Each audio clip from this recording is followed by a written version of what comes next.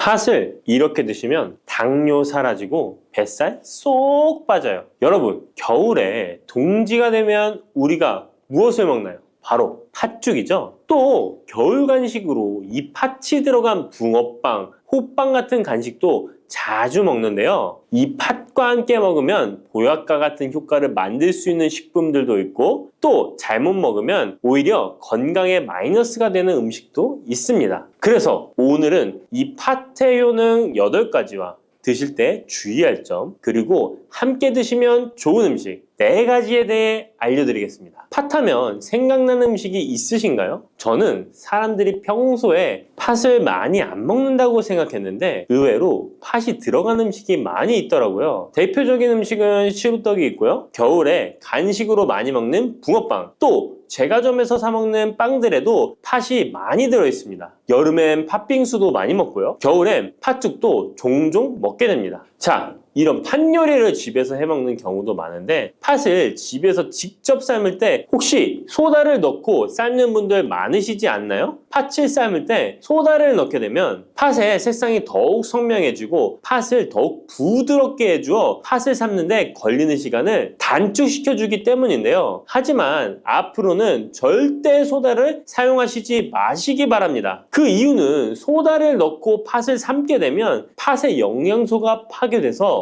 팥에 좋은 성분을 먹을 수 없게 되기 때문인데요. 자, 그래서 어떻게 팥 요리를 하는 게 좋은지 알려드릴게요. 팥을 삶을 때 먼저 흐르는 물에 깨끗이 세척해서 이물질을 제거해 주시고요. 물에 담가 약 4시간 정도 불려주십니다. 그렇게 불린 팥을 물에 넣어 삶아주면 붉은색의 팥 삶은 물이 생기잖아요. 바로 이 팥을 삶은 물이 건강에 정말 좋다는 사실 알고 계셨나요? 그 이유는 팥에 들어있는 사포닌이라는 성분 때문입니다. 간혹 팥 삶은 첫물에는 팥에 독소가 있어서 버려야 한다는 분들이 계신데요. 이는 잘못된 정보입니다. 왜냐하면 팥 삶은 첫물에 사포닌 성분이 가장 많이 들어있기 때문에 이걸 버리지 마시고 따로 담가 두었다가 하루에 1~2잔씩 차로 드시면 좋습니다. 자, 그럼 이제 팥의 구체적인 효능에 대해 말씀드릴 건데, 첫 번째는 혈관 건강에 많은 도움이 된다는 것입니다. 앞에 말씀드린 팥물은 혈관 청소부라는 별명이 있을 정도로 혈관을 깨끗하게 해주는 효능이 있습니다. 그 이유는 팥에 함유된 강력한 항산화 성분인 안토시아닌이 혈관 내 활성산소를 제거해줘서 혈관 세포 손상을 예방해주기 때문입니다. 또한 안토시아닌은 혈관 내의 염증을 줄여줘서 염증성 질환에도 좋은 효과가 있고요. 나쁜 콜레스테롤 수치를 줄여주는 효과가 있어서 고지혈증을 예방하며 심장질환의 위험도 줄이는데 큰 도움을 줄 수 있습니다. 이뿐 아니라 조선시대 기록에 보면 이 팥물로 세안을 했다는 기록이 있는데요. 팥물로 세안을 하면 피부의 노폐물을 제거하는 데 좋고 피부를 맑고 건강하게 해준다고 합니다. 비누가 없던 시절에 피부 건강을 위해 사용했던 선조들의 지혜가 정말 놀랍지 않나요? 당뇨병의 개선에 도움을 준다는 것입니다. 2014년에 발표된 한 연구에서 팥을 섭취하는 것이 2형 당뇨병 환자의 혈당 수치와 인슐린 저항성을 개선하는데 도움이 되는 것으로 보고가 됐습니다. 이 연구에서는 4주 동안 매일 팥을 섭취한 결과 당뇨 환자들의 공복 혈당 수치가 무려 평균 19.5% 감소하였고 인슐린 저항성 또한 줄어든 것으로 나타나서 당뇨가 있거나 당뇨 예방이 필요하신 분들은 꼭 팥을 꾸준히 드셔보시기 권해드립니다. 세 번째 팥의 효능은 몸의 부종을 제거하고 다이어트에 도움을 주는 것입니다. TV에서 연예인들이 이 팥으로 다이어트를 해서 효과를 봤다고 했던 적도 있었고요. 한의학 책 중에 본초 강목에 보면 팥을 오랫동안 먹으면 여위고 마르기 때문에 살찐 사람이 먹는 것이 좋다라는 내용이 나옵니다. 그래서 한의원에서 다이어트 처방을 할 때도 팥을 쓰는 경우가 많이 있는데요. 그 이유는 바로 팥에 들어있는 칼륨 때문입니다. 팥에는 쌀의 10배 이상, 바나나에 약 4배 이상의 칼륨이 들어있는데요. 이 칼륨이 몸 안에 나트륨 배출을 도와서 당뇨 환자들의 신장 부담을 줄여주고 혈압 상승을 억제해주는 효능이 있고요. 또한 이뇨작용이 있어서 이를 통해 부종을 줄여줄 수가 있습니다. 그래서 우리가 보통 물살이라고 부르는 잘 부으면서 살이 찌는 분들은 다이어트에 이 팥을 이용하시면 효과를 볼 수가 있습니다. 그래서 그에 대한 연구 결과도 있었는데요. 시험지에 팥 추출물을 먹였더니 근육 손실 없이 체지방 함량이 30% 이상 줄었고 몸무게도 37%나 감소했다고 합니다. 사람과 똑같을 수는 없지만 분명히 팥이 체중 감량에 도움이 된다는 결과라고 볼 수가 있습니다. 네 번째, 팥의 효능은 변비를 개선하는 데 도움을 주는 겁니다. 팥에는 사포닌뿐 아니라 많은 식이섬유가 들어있기 때문인데요. 사과에 비해서 약 10배나 많은 식이섬유가 들어있습니다. 그래서 팥을 섭취하게 되면 이 식이섬유가 장 운동을 활발히 하고 대변을 부드럽게 만들어 배변을 원활하게 해줄 수 있고요. 또한 이 식이섬유는 장에 있는 유익균들에게 풍부한 먹이를 제공해주기 때문에 장내 유익균의 증식에도 직접적으로 효과를 줍니다. 이를 통해서 장의 전반적인 환경을 좋게 바꿔줄 수가 있고 이것은 몸의 면역력 향상과도 연결되어 있기 때문에 우리가 프로바이오틱스를 복용할 때도 팥을 함께 드셔보면 그 효과가 커지는 것을 느끼실 수가 있을 겁니다. 다섯 번째 팥의 효능은 탈모 예방에 도움을 준다는 것입니다. 나이가 들면서 머리숱이 점점 없어져 고민하시는 분들 정말 많은데요. 팥과 함께 천연 탈모약이라 불리는 수수를 함께 드신다면 탈모 예방에 큰 도움을 받을 수 있습니다. 그 이유는 바로 팥과 수수에 들어있는 비오틴이라는 성분 때문인데요. 이 비오틴은 모발의 모공에서 자라는 단계부터 필요하고 손상된 머릿결이 재생되는 데까지 관여하는 정말 중요한 성분입니다. 건강한 머릿결을 만드는데 꼭 필요한 성분이라고 할 수 있습니다. 비오틴이 몸속에서 부족한 현상이 나타나면 머리카락이 얇아지면서 많이 빠지게 되고 또한 두피가 건조해지고 가려움증이 생기면서 탈모를 가속화할 수 있습니다. 그런데 팥에는 이 비오틴뿐 아니라 모발 성장에 도움이 되는 아미노산이 풍부하고 수수에는 미네랄 성분이 풍부하여 머리카락을 건강하게 유지하는 데 직접적으로 도움을 주게 되고요. 또한 팥과 수수에 함유된 항산화 물질들이 머릿결을 상하게 하는 자유 라디칼 성분을 중화해 주어 머리카락 건강에 큰 도움을 주는 것입니다. 여섯 번째 팥의 효능은 우리나라 사람에 꼭 필요한 탄수화물 소화를 돕는다는 것입니다. 이는 팥에 함유되어 있는 비타민 B의 역할 때문인데요. 비타민 B는 탄수화물, 단백질, 지방을 에너지로 변환하여 우리 몸을 충전해주는 역할을 합니다. 또한 신경 전달 물질인 뉴로트랜스미터의 합성에 관여해 뇌신경을 건강하게 하는 데에도 도움을 줍니다. 팥을 잘 섭취하면 뇌를 건강하게 해주어 치매 예방에도 도움이 되는 것입니다. 자, 앞에서 팥과 함께 먹으면 좋은 음식이 수수가 나왔는데요. 하나 더 말씀드릴게요. 바로 호박입니다. 호박은 기본적으로 여러 영양성분이 풍부하지만 호박에는 비타민 B가 없어서 호박과 팥을 함께 드시면 서로의 부족한 부분을 채워줄 수가 있고요. 또한 호박에도 소화 기능을 개선해주는 기능이 있어서 팥과 함께 드시면 시너지 효과가 있고요. 그리고 팥처럼 호박에도 이뇨작용이 있는데요. 팥과 호박의 이뇨작용은 과정이 약간 다릅니다. 팥은 몸속의 부종, 노폐물과 독소를 빨아들여서 배출하는 이뇨작용을 하는 것이고요. 호박은 신장에서 만들어지는 호르몬의 분비를 억제하여 이뇨작용을 촉진하게 되는데 이렇게 되면 신장에 과다하게 축적되는 수분을 배출하는 역할을 해줄 수가 있어서 더 도움이 될 수 있습니다. 일곱 번째 팥의 효능은 빈혈을 개선하는 데 도움을 주는 것입니다. 보통 우리 몸에 철분이 부족해지면 빈혈 증상이 나타나죠. 빈혈로 인해 어지러움, 두통, 체력 저하 등의 증상이 나타나게 되는데 팥에는 앞에서 얘기한 단백질, 식이섬유, 칼륨, 비타민, 비오틴뿐만 아니라 바로 칼슘과 철분 또한 풍부합니다. 팥에 함유된 철분의 함량이 우유의 약 100배나 된다는 사실 알고 계셨나요? 그래서 팥을 드시면 철분 부족으로 인한 빈혈을 개선하는데 도움이 되기 때문에 빈혈이 있으신 분들은 꼭 기억하시면 좋겠습니다. 여덟 번째 팥의 효능은 스트레스를 줄여주는데 도움을 준다는 것입니다. 팥에 함유된 비타민 B가 신경계를 안정화시켜주는 효과가 있어서 스트레스로 오는 증상들을 줄여줄 수가 있고요. 또 팥에는 마그네슘의 함량도 높은데요. 마그네슘 또한 신체의 스트레스 반응을 조절하는 데 중요한 역할을 합니다. 팥 속에 들어있는 마그네슘을 통해서 스트레스로부터 몸이 회복되는 데 도움을 받을 수가 있습니다. 그리고 팥에는 복합탄수화물도 풍부한데요. 복합탄수화물은 천천히 소화되어 급격한 혈당 상승을 방지하고 일정한 에너지 공급을 유지하는 데 도움이 됩니다. 이는 스트레스 상황에서도 안정적인 에너지 공급을 유지할 수 있게 해줘서 스트레스를 관리하는 데 도움이 될 수 있습니다. 이렇게 좋은 팥도 드실 때 주의사항이 있는데요. 과하게 많이 드시면 이뇨작용 때문에 몸에 무리를 줄 수 있는데요. 이를 방지할 수 있는 방법이 있습니다. 바로 찹쌀과 함께 드시는 겁니다. 팥죽을 끓일 때 찹쌀을 넣어 함께 죽을 만드는 경우도 있고 쫄깃쫄깃한 찹쌀로 경단, 새알을 만들어 넣어 먹는 경우도 있죠. 선조들의 지혜가 정말 놀라운데요. 이렇게 찹쌀과 팥을 함께 드시면 팥 때문에 몸 안에 수분이 과하게 빠져나가는 것을 찹쌀이 막아줘서 문제가 생기지 않게 해주는 것입니다. 그리고 다른 주의사항은 팥의 찬 성질인데요. 그래서 장이 좋지 않은 분들이 팥물을 많이 드시게 되면 소화불량, 복부팽만, 복부 통증을 일으킬 수 있으니까 주의하셔서 조금씩 드셔보시는 게 좋고요. 만약에 이런 점이 불편한 경우에는 생강과 함께 드시면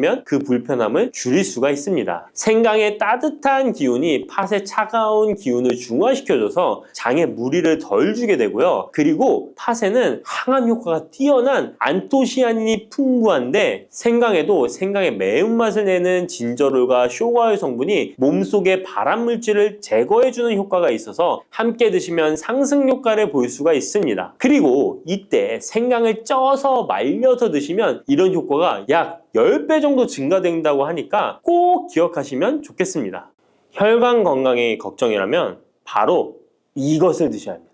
가지는 유독 우리나라 사람들에게 호불호가 강한 채소입니다. 좋아하는 분들도 있지만 특유의 물컹물컹한 식감 때문인지 싫어하는 분들도 참 많은데요. 건강에 좋다는 것은 들어봐서 알지만 어릴 때의 기억 때문에 선뜻 먹지 않게 되는 채소 중에 하나입니다. 하지만 가지는 반드시 먹어야 될 채소입니다. 가지는 미네랄과 식이섬유가 풍부하고 안토시아닌, 마그네슘 등의 여러 가지 영양소가 풍부해서 건강을 위해 반드시 섭취해야 될 채소인데요. 아무리 좋은 채소라도 먹는 방법에 따라 영양소를 잘 섭취할 수도 있고 건강에 오히려 독이 될 수도 있습니다.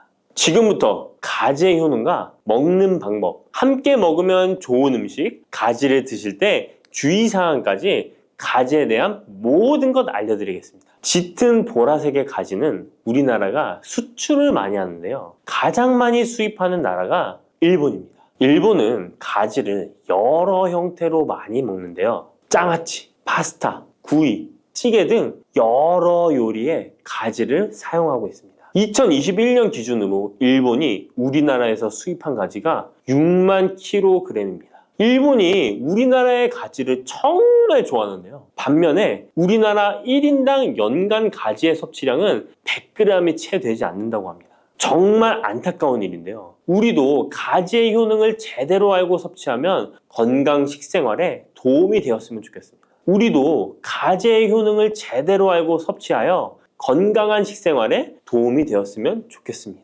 첫 번째, 가지의 효능은 심혈관 질환을 예방하는 데 도움을 준다는 것입니다. 나이가 들수록 심혈관 질환으로 병원을 많이 가게 되는데요. 가지에는 칼륨이 풍부하여 심박수를 안정적으로 유지하는 데 도움을 주고 나트륨의 배출을 도와줘 혈압을 낮추는 데에도 효과가 있습니다. 가지에 풍부하게 함유된 폴라보노이드 성분은 나쁜 콜레스테롤인 LDL 수치를 낮추고 좋은 콜레스테롤인 HDL 수치를 높여주는 효능이 있습니다. 이런 효능들은 심혈관 질환을 예방하는 데 아주 중요한 것으로 많이 알려져 있습니다. 평소에 가지를 주기적으로 섭취하시면 심혈관 질환으로 병원에 갈 일을 조금 줄일 수 있겠죠. 두 번째, 가지의 효능은 염증을 억제하고 가라앉히는 데 도움이 된다는 것입니다. 옛날에는 민간요법으로 사마귀를 제거할 때 가지를 사용했을 정도로 염증 제거에 효능이 좋은데요. 특히 점막에 있는 염증에 효과가 좋은 것으로 알려져 있습니다. 우리 몸에 점막이라 하면 대표적으로 입안, 잇몸, 식도 등이 되겠고요. 위장, 대장 등 소화기관은 거의 모두 점막으로 되어 있습니다. 입으로 음식이 들어가서 항문으로 배출되기까지의 모든 곳이 점막인 건데요. 면역력이 떨어지거나 스트레스, 특정 음식으로 인한 지속적인 자극은 이런 점막에 염증을 일으키게 되는데요. 이런 염증을 억제하는 데 가지가 도움이 된다는 것이죠. 세 번째, 가지의 효능은 혈당을 조절하는 데 도움을 주는 것입니다. 가지의 풍부한 식이섬유는 우리가 섭취한 탄수화물과 지방의 흡수와 소화를 늦춰주는 역할을 하게 됩니다. 이런 작용으로 혈당을 낮추는 데 많은 도움을 줄 수 있는데요. 식이섬유는 당을 흡착하여 몸에 흡수되는 속도를 느려지게 해서 혈당이 급격히 올라갔다 급격히 떨어지는 혈당 스파이크 현상을 예방할 수 있고 저혈당도 방지하며 이런 효능으로 혈당을 일정하게 유지하는 데 도움을 줄 수 있습니다. 또한 가지의 풍부한 폴리페놀 성분과 천연 식물 화합물은 설탕의 흡수를 감소시켜주고 인슐린 분비를 증가시켜주어 혈당을 낮추는 데 도움을 주게 됩니다. 네 번째, 가지의 효능은 노화를 예방하는 데 도움을 준다는 것입니다. 가지의 짙은 보라색은 나수닌이라고 하는 강력한 항산화 성분인데요. 우리 몸에 정말 중요한 역할을 해주는데 바로 세포와 혈관이 노화되는 것을 방지해주는 것입니다. 산화 스트레스로부터 혈관을 보호해주며 추가적으로 과도한 철분이 혈관에 쌓이는 것을 막아주는 효과가 있습니다. 철이 공기에 만나면 산화되어 빨갛게 부식되는 것과 마찬가지로 우리 몸에도 철분이 필요 이상 쌓이게 되면 세포와 혈관을 산화시킬 수 있는 것입니다. 철분이 우리 몸에 꼭 필요한 성분이지만 과도하게 쌓이게 되면 노화를 촉진하는 부작용이 있는 것이죠. 철분이 많이 들어있는 음식은 바로 붉은색 고기입니다. 따라서 평소에 고기를 좋아하고 자주 드시는 분이라면 가지와 함께 드시는 것이 정말 좋겠습니다. 다섯 번째 가지의 효능은 감염을 예방한다는 것입니다. 면역력이 떨어질 때 세균이 우리 몸에 들어오면 감염에 걸리기 쉬운데요. 가지에 풍부하게 함유된 클로로겐산과 폴리페놀 성분들은 세균과 바이러스를 제거하는 효과가 있어 감염 예방에 큰 도움이 됩니다.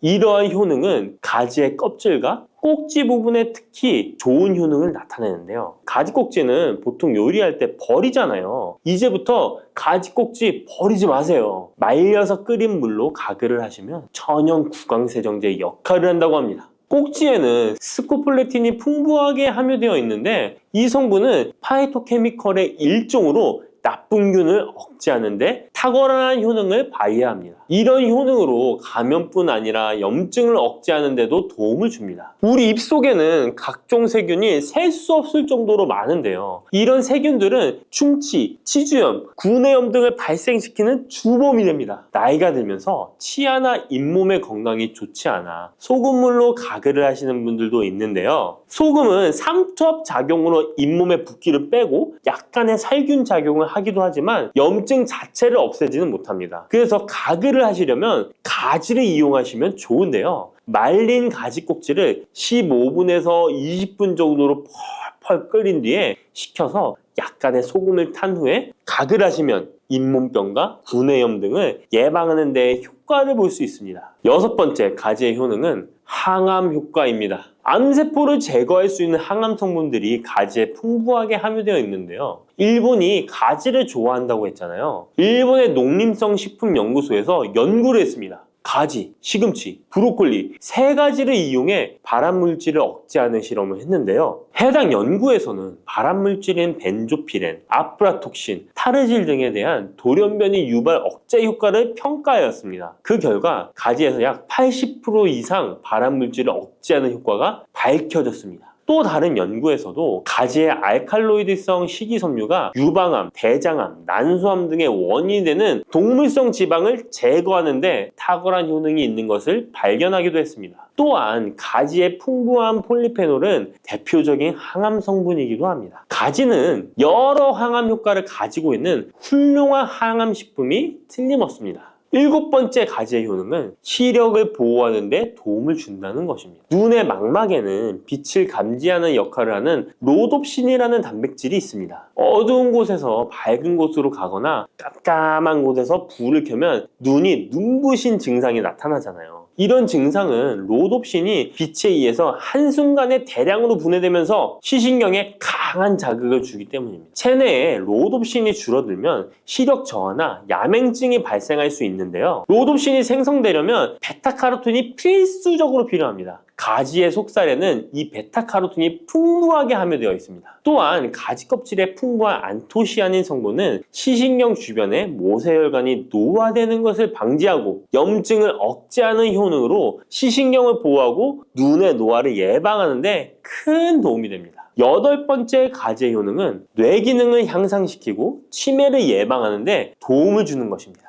가지에는 비타민 B6, 엽산, 마그네슘 등의 영양소가 풍부하게 함유되어 있습니다. 이러한 영양소는 뇌 신경 전달 물질의 생성을 촉진하고 뇌의 기능을 향상시키는 효과가 있습니다. 또한 가지에 함유한 안토시아닌은 뇌의 노화를 방지하고 기억력을 향상시키는 효과가 있어 치매 예방에 도움이 됩니다. 이렇게 가지에는 뇌 기능 유지와 뇌 건강에도 좋은 효과를 나타냅니다. 9번째 가지의 효능은 피로 회복에 도움을 준다는 것입니다. 가지에 함유된 비타민C, 칼슘, 마그네슘 등의 성분들이 체내의 대사를 촉진하고 에너지를 생성하는 데 도움을 줍니다. 체온 조절에 도움을 주며 가지에 함유된 스코폴레틴과 스코파론 성분은 근육의 신경 안정 및 경련을 완화시켜주는 효능이 있어 근육 피로 회복에 많은 도움을 줄 수 있습니다. 10번째, 가지에는 열을 내려주는 해열 작용이 있습니다. 가지는 차가운 성질을 갖고 있는 채소로 평소 몸에 열이 많은 사람의 체온을 다스려주는 효과가 있으며 감기로 인해 열이 오를 때에도 열을 내려주는 해열 효과가 있습니다. 가지에 클로로겐산 성분이 염증 매개 물질인 프로스타글란딘과 사이토카인의 생성을 억제하여 염증 반응으로 인한 발열을 완화할 수 있습니다. 이렇게 좋은 가지를 효과적으로 섭취하는 방법은 따로 있습니다. 그냥 드시는 것보다 들기름과 함께 조리하여 드시는 것을 추천드립니다. 가지에 있는 리놀렌산과 비타민 E는 지용성 성분이기 때문에 들기름과 함께 섭취하면 체내 흡수율이 높아집니다. 가지의 속살은 스폰지같이 기름을 흡수하기 때문에 들기름의 영양소 흡수율은 더욱 높아질 수 있습니다. 들기름은 하루에 한 스푼씩 약처럼 드시는 분들이 있을 만큼 건강에 많은 도움을 주는데요. 치매를 유발하는 물질인 베타 아밀로이드가 뇌에 쌓이는 것을 막아주어 알츠하이머 치매를 예방하는 효능이 있습니다. 또한 피토스테롤이라는 성분이 함유되어 혈관 내 콜레스테롤의 수치를 낮춰주는 데 도움이 됩니다. 이뿐 아니라 염증성 질환을 예방하고 뼈의 건강에도 좋으며 심혈관 질환을 예방하고 장 건강에도 정말 좋은 효능을 발휘하는 것이 들기름입니다. 이런 들기름이 가지와 만나면 효과가 극대화되는 것인데요. 가지를 요리할 때는 쪄서 드시는 것이 가장 많은 영양소를 흡수할 수 있는 방법입니다. 상명대학교의 외식영양학과 연구팀이 이에 대한 실험을 진행했습니다. 가지 100g을 물에 넣어 삶는 방법, 찜기에 넣어 찌는 방법, 그리고 랩을 씌워 전자레인지에 돌리는 방법, 이렇게 3가지 방법으로 가지를 조리했습니다. 이때 가지의 항산화 성분인 클로로겐산의 함량이 어떻게 달라지는지 확인을 했는데요. 가지를 찜기에 넣고 쪘을 때 클로로겐산의 함량이 늘어났다고 합니다. 항산화 성분뿐만 아니라 칼슘도 가지를 쪘을 때 가장 많은 함량이 나왔다고 하는데요. 그런데 항상 쪄서만 드실 수는 없잖아요. 삶아서 드신다면 가지 삶은 물은 절대 버리지 말고 함께 드시길 바랍니다. 짙은 보라색의 가지 껍질에는 안토시아닌이 풍부한데요. 이 안토시아닌의 항산화 효과는 토마토의 3배, 그리고 브로콜리의 2배로 알려져 있습니다. 이 안토시아닌은 항산화 작용에도 강력하지만 스트레스를 완화하는 데에 도움을 주고 신체가 정상적인 기능을 회복하고 유지하는 데에도 도움을 주는 성분입니다. 신체가 정상적인 기능을 회복하고 유지하는 데에도 도움을 주는 성분입니다. 그런데 이 안토시아닌은 수용성 성분으로 물에 잘 녹아 나옵니다. 그래서 가지를 씻을 때는 너무 물에 오래 담가두지 마시고요. 가지를 삶아서 조리했다면 이 물에 안토시아닌이 풍부하게 함유되어 있기 때문에 이 가지 삶은 물을 차처럼 드셔도 되고 다른 요리할 때 채수로 사용하셔도 좋습니다. 이렇게 좋은 가지도 드실 때 주의하실 사항이 있습니다. 많은 채소나 과일들이 익히지 않고 생으로 드시는 때 좋은 경우가 많은데요. 가지는 절대로 생으로 드시면 안 됩니다. 가지에는 솔라닌이라는 독성 물질이 있기 때문입니다. 솔라닌은 쌍난 감자에 생기는 독성과 같은 것인데요. 이 독성은 위경련, 복통, 현기증, 식중독 등의 증상을 유발할 수 있으므로 가지는 반드시 익혀서 드시기 바랍니다.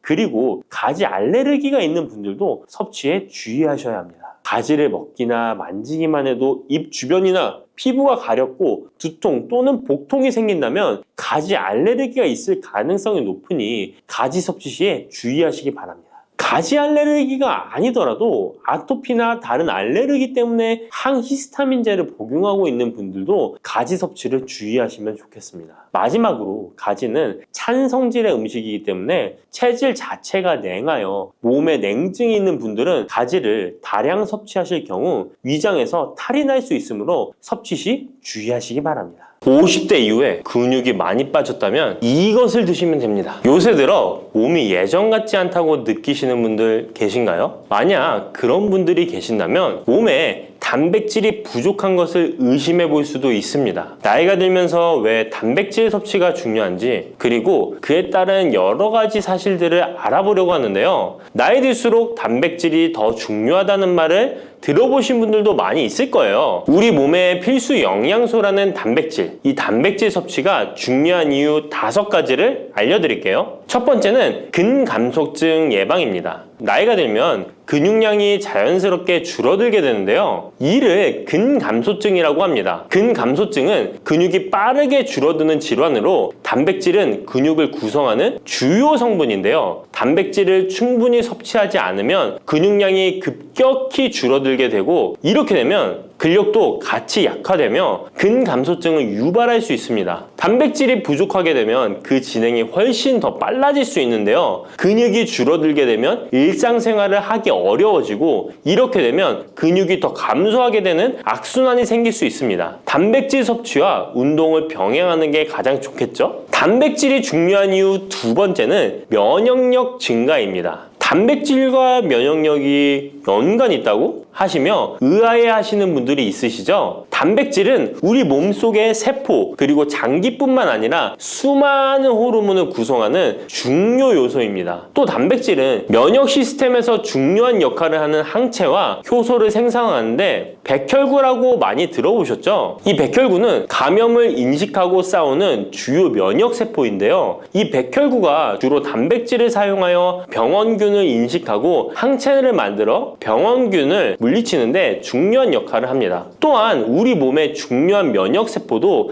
감염에 대응할 때 단백질을 사용하여 신호를 보내고 병원균을 파괴하는 작용을 합니다. 나이가 들면서 면역 시스템이 약해지기 쉬운데 그럴수록 단백질을 충분히 섭취하면 면역력을 높일 수 있습니다. 단백질 섭취가 중요한 이유 3번째는 심혈관계 질환 예방입니다. 단백질은 심혈관 건강에도 영향을 주는데요. 특히 식물성 단백질이 도움을 줍니다. 예를 들자면 콩류와 견과류 등은 나쁜 콜레스테롤인 LDL의 수치를 낮추고 심혈관계 질환의 위험을 줄이는데 도움이 됩니다. 특히 노년층에서 단백질 섭취는 고혈압, 동맥경화증, 심장병 등을 예방하는 데 중요한 역할을 합니다. 4번째는 피부의 탄력 저하를 예방합니다. 피부의 주 성분 중 하나인 콜라겐은 단백질로 이루어져 있는데요. 나이가 들면 콜라겐이 자연스럽게 감소하게 되는데 이로 인해 피부 탄력이 떨어지고 주름이 생깁니다. 이때 단백질을 충분히 섭취하면 피부 건강에도 좋은 영향을 주는데요. 단백질 공급은 피부 재생을 촉진시켜 피부 건강을 유지하는 데 도움을 줍니다.